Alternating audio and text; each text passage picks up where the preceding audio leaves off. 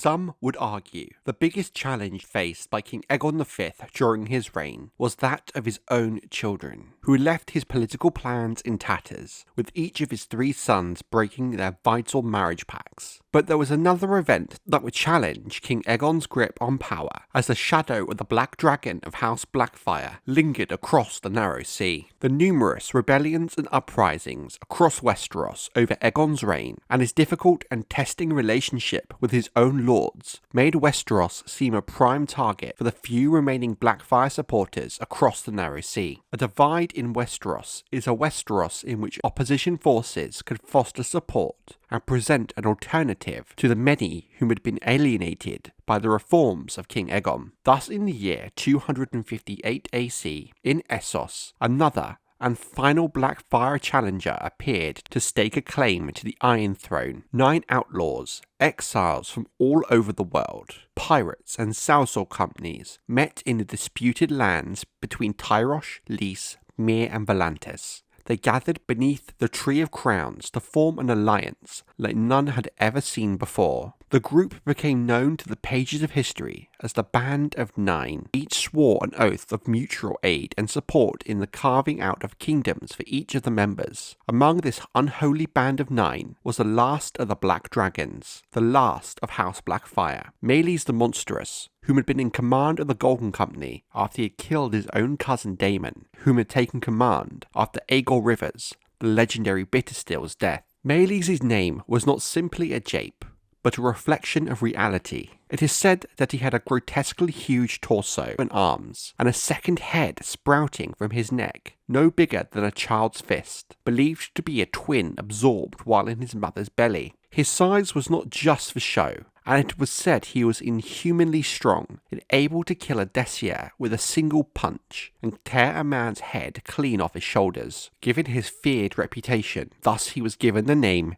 Maelys the Monstrous, for his deformities, but also his fearsome strength and savage nature. Maelys, like most of the would-be kings of House Blackfyre, grew up in exile across the Narrow Sea in Essos, in particular the Free Cities. At a young age, it is believed that Maelys killed his first man, and eventually went on to become a cursed kinslayer, one of the worst crimes a man can commit in the eyes of decent men. Perhaps another factor as to how he attained his moniker. Many kinslayers are forgiven, and not shamed, if the kinslaying was indeed accidental or unintentional, but in Maelys' case, it appears it was no accident. He killed his own kin deliberately. He challenged his own cousin, a Daemon Blackfyre, for command of the Golden Company. Even this kinslaying was not straightforward, but another example of Maelys earning his nickname. Kinslaying is seen as dishonourable, but even in this case it appears doubly so. Maelys killed Daemon's dessier from under him, with the mount crushing its rider. He then twisted Daemon's head till it tore off from his shoulders,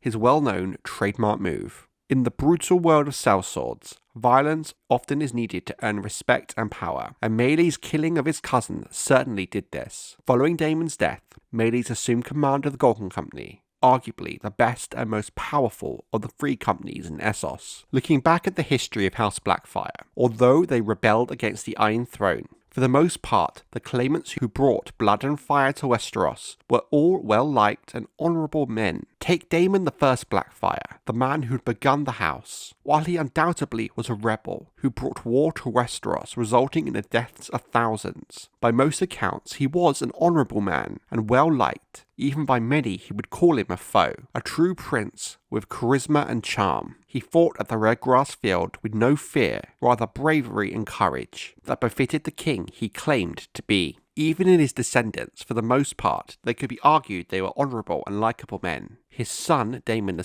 Blackfyre, although his rebellion was over before it began, had the same charm and charisma of his father, and came across as likeable to those who encountered him. But this could not be said for Maelys, a kinslayer, a dishonourable fighter, bloodthirsty monster, with not even 1/10 of the charm of his forefathers. Should Maelys Blackfyre have won his war and become king of the 7 kingdoms, most scholars agree he would have been Maegor the Cruel come again. But this new Maegor would be tenfold worse than the original. This Band of 9 and their pact was not only a concern to the 3 cities in Essos, but of course the 7 kingdoms of Westeros itself. They pledged to Maelys they would together win him the Iron Throne that House Blackfyre had coveted for generations. News of the Banded Nine, Maelys Blackfyre, and their plans to take the Seven Kingdoms did eventually find its way across the Narrow Sea and reach Westeros, with few regarding them as a true threat to peace and the rule of King Aegon V.